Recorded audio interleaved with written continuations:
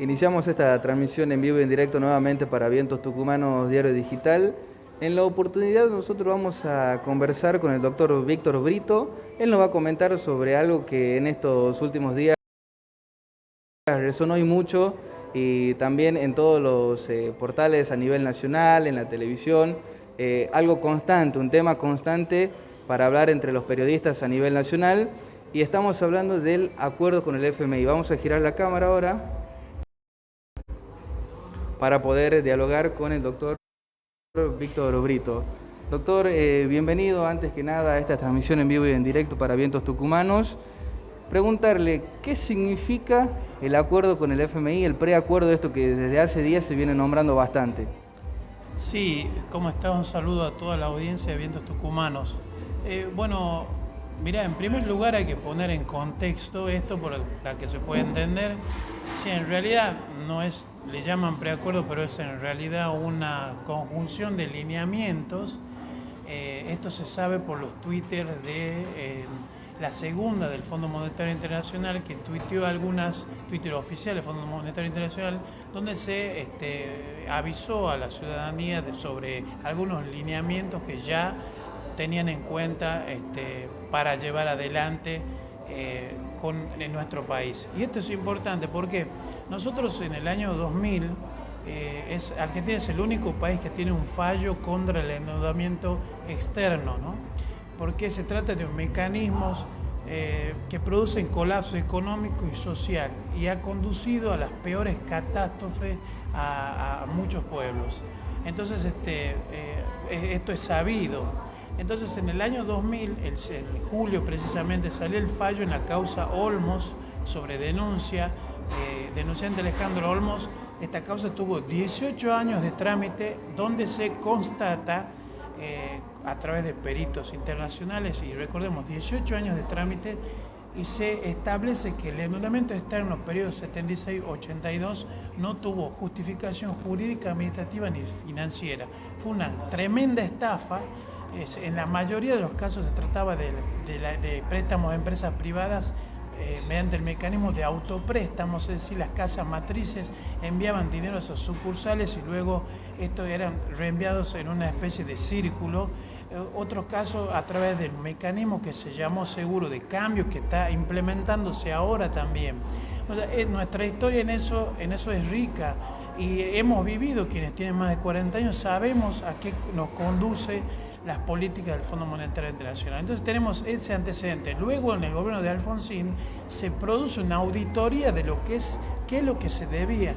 En esa causa se originaron otras causas en los juzgados federales, donde se determinó que no existía un registro contable exacto de lo que se debía, y que la mayoría de la deuda eran autopréstamos de empresas como Goodyear, Menotti Pescarmona, Sogma, empresas del grupo Macri.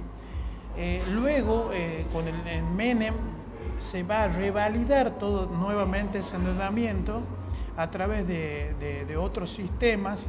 Yo te explico cómo es el seguro de cambio. Por ejemplo, si vos compras un dólar a 10 pesos, después el peso se devalúa a 1000, la diferencia esa la paga el Estado, el gobierno. Esos son mecanismos de este endeudamiento externo. Esto sucedió y luego vino lo que ya conocemos como el argentinazo en 2001, el colapso social, ¿sí? El colapso social. Macri agarró tomó el poder de nuestro país absolutamente sin deuda con el Fondo Monetario Internacional, con absolutamente grandes reservas y un sistema cuasi productivo, ¿sí? Lo llevó a un sistema de evaluación financiera e inmediatamente en 2 años llevó a nuestro país a endeudarse al crédito más grande de todos los tiempos y de toda la historia del fondo. Ahora, cuando decimos cómo se toma esto, cómo hubiéramos encarado esto. Bueno, en primer lugar, habría una instancia antes de hacer este preacuerdo, estos lineamientos ya, porque esto surge de improviso y rápido, porque Argentina solo tenía que hacer un desembolso de $700 millones ya no es, ya prácticamente sin reserva. O sea, Argentina vino pagando estos últimos tiempos con pandemia, sin pandemia, las LEBAC, las LELIQs, que son instrumentos, deudas que emitió el gobierno, es decir, para que se entienda así a grosso modo. O sea, los bancos me prestan a mí 100 pesos, yo les devuelvo 1000, una cosa así, para que se entienda que son letras que colocó el gobierno en la administración anterior. Eso se pagó, con o sin pandemia, eso se pagó desde el Estado.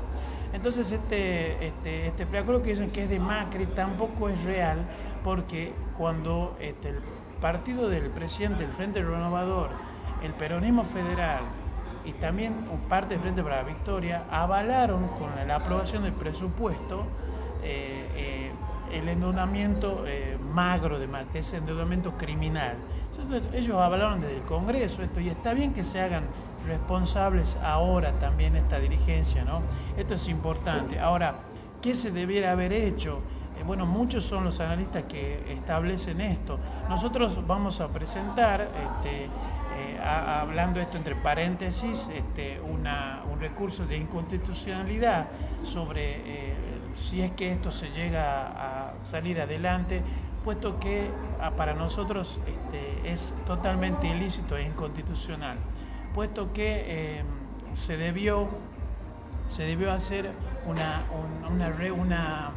operación consultiva en la ONU, se debió pedir opinión a la Corte Internacional de Justicia, porque el Fondo Monetario, violando sus propios estatutos, hizo los desembolsos al gobierno de Macri, reconoció en el informe técnico 2017-2018 que Argentina no podía pagar esto, que era impagable, y que se estaba utilizando para la fuga, algo que sus propios reglamentos le autorizan a notificar al gobierno y inhabilitar inmediatamente los pagos. Entonces, toda esa ilicitud se llevó adelante de parte del Fondo Monetario Internacional, que se hubiera tenido otra posición para arreglar y no ir pegado de manos a agachar la cabeza y aceptar todas las situaciones.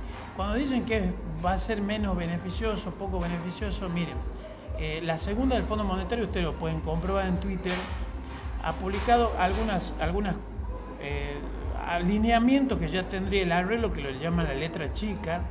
En primer lugar, reducción, como siempre, como sucedió con el gobierno de Martínez de Oz, reducción del gasto público, congelamiento de salarios, suba de tasas de interés. Esa es la fórmula que siempre exige el Fondo Monetario Internacional.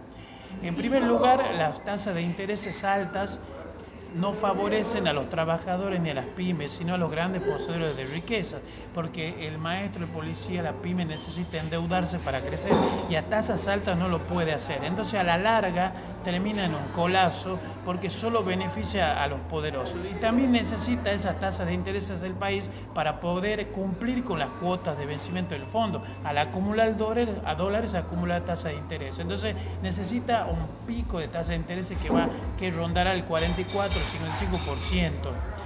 Hay un achicamiento de la brecha cambiaria, eso lo dijo la segunda del Fondo Monetario. Achicamiento de brecha cambiaria o sea, son, usando eufemismos, son muy hábiles, porque es devaluación. O sea, anuncian un achicamiento del 30%, o sea, una devaluación del 30%, ¿no? Y creemos que va a ser más, ¿no? 30-40%. Ya tenemos en 2 semanas que han pasado el aumento del corte de carne de 1.080 pesos a 1.200, el kilo de milanesa de pollo de 600-700 pesos pasó a 1.100, digamos. Entonces, todo esto va a conducir, y en 2 semanas estoy hablando. O sea, entonces es tan crucial e importante lo que sucede en el Congreso ahora, y está bien que sea en el Congreso, porque fue el mismo Congreso el que dejó y avaló todas estas políticas del gobierno anterior. Hay algún paréntesis, o sea que el anuncio que hizo el presidente hace días y semanas atrás sobre este preacuerdo, este acuerdo con el FMI, no sería tan beneficioso, ni mucho menos para celebrarlo, porque atacaría directamente a la economía de todos los argentinos del día a día. No, para celebrar no fue desde que se fue el gobierno de Macri, ya no era para celebrar, porque ya estábamos sin pandemia, con tremendo endeudamiento externo. O sea, esto es así. Por ejemplo, hablamos recién de las tasas de intereses altas, o sea, las tasas de intereses altas alimentan la especulación financiera, o sea, favorecen otra vez a unos pocos. ¿Quién se llevó esos 44.000 millones? ¿Dónde están? ¿Sí? Son unos pocos, son el 5% del 95% del país. Entonces, ahora, ¿quién la va a pagar? Reducción de gasto público, el déficit cero, lo mismo, la misma película, otra vez sopa, lo mismo que vivimos con Caballo. Es imposible alcanzar el déficit cero, lo dicen tremendos analistas y economistas en el mundo, esto no lo digo yo. No ha habido país que ha logrado llegar al déficit cero, es casi un imposible. Menos incluso en los países de altos ingresos industriales, ¿no? Entonces, me parece que tenemos algunas otras señales como Ben Camelson, el enviado del fondo. El enviado del fondo es un inglés que ha sido recibido por el jefe de la Policía Federal, que sería el FBI argentino, tuiteando con una bandera argentina, casi una provocación, ¿no? Cuando nos quejamos en la diplomacia internacional que Gran Bretaña hace ejercicios militares como defendiéndose de un posible ataque de nuestro país, y resulta que recibimos al enviado del fondo, que es un inglés con banderas inglesas, siempre con tanta sumisión, ¿no? Me parece que hay señales para mí tremendamente negativas. Y ojo, recordemos que no van a prestar otra vez 44.000 millones para pagar los intereses, o sea, vamos a volvernos a endeudar. Entonces, a lo que asistimos prácticamente nosotros, primero es un cogobierno del FMI, porque recordemos que va a haber más de 100 enviados del Fondo Monetario. No solo van a auditar la AFI, sino que van a auditar cada 3 meses el ANSES, la AFI, el PAMI, todo lo que sea erogaciones y gasto que le llaman ellos, que es aquellas sumas o aquellas erogaciones de Producto Interno Bruto que se dirige o se canaliza al bienestar general, ¿no? Que son derechos constitucionales. Entonces me parece que el contrato social corre peligro. El contrato social para mí está roto. Para mí está roto porque no es lo que el electorado creyó en el 2019. También fue roto en 2015 porque Macri decía que no iba a cambiar nada, que iba a hacer algunas cuestiones y a profundizar las mejoras. Sin embargo, quitó un montón de reivindicaciones, derechos y hasta vacunas, digamos. O sea, es muy complejo. La idea de la opinión consultiva no es tarde, una opinión consultiva popular que debe pasar por el Congreso también. Pero bueno, así están las cosas y esperemos que esto tenga un arduo debate en el Congreso y que se sepan bien algunas cuestiones que no se están sabiendo, no se están diciendo, ¿no? Especialmente blanquear la deuda esta criminal sin hacer ninguna mueca y mostrar a la comunidad internacional. Alberto Fernández, ni bien asumió, tuvo un recorrido en los países de Europa buscando apoyos, o sea, los caminos y las herramientas estaban para lograr siquiera un achique de aquella estafa que fue, porque recordemos, son 50.000 millones, 44.000 millones que se dieron a los bancos para fugarla. En otra oportunidad, si quieres, vamos a explicar, porque todo el mundo también dice, se dio para fugar, pero no sabe cómo funciona el mecanismo. Brevemente te cuento, o sea, es dinero, ellos al subir las tasas de interés lo que hacen es traer dólares, compran pesos, suben tasas de interés, engordan ese capital y los reenvían de nuevo otra vez y vuelven a traerlos nuevamente para engordarlos con las tasas de interés. O sea, es dinero que produce más dinero para producir más dinero y más dinero, pero no se vuelca a actividades productivas ni produce ningún tipo impositivo que favorezca la balanza comercial de nuestro país ni nuestro Producto Interno Bruto, ¿no? Hoy la situación no es favorable, como decía recién, para los argentinos. ¿Cree que esta situación precisamente se pueda revertir desde el gobierno? ¿Realmente puede ser así? Únicamente, yo creo que no es tarde para la opinión consultiva de la Corte Internacional de Justicia, porque, a ver, quiero aclarar una cosa más, la deuda no es solo porque se toma como la deuda externa como concepto económico y es un concepto jurídico y político. Es un concepto jurídico y político, o sea, eso se ha abandonado. Entonces, me parece que no es tarde para esa opinión consultiva en la Corte Internacional de Justicia y que la comunidad entera internacional sepa, porque el Fondo Monetario es una entidad casi al nivel de un Estado, porque son varios países, Francia, Inglaterra, Estados Unidos, vamos a llamar el imperio anglo-norteamericano, porque eso es el Fondo Monetario, porque uno dice Fondo Monetario y se imagina el Banco Macro, el Banco de nada que ver. O sea, vamos a hablar del imperio anglo-norteamericano. Sabemos que Trump quería la reelección de Macri, desembolsó 44.000 millones no tenía garantía ni posibilidades para que esto se pagara, salvo con la hambruna, la desocupación, el desasosiego de las mayorías. Entonces esto lo sabíamos, esto lo sabemos todos. Entonces me parece que esto tiene que reaccionar la comunidad internacional y que existe un derecho internacional público y privado del cual el Fondo Monetario se somete a este derecho internacional. Y esas son las herramientas jurídicas internacionales que nosotros tenemos para poder hacer esto.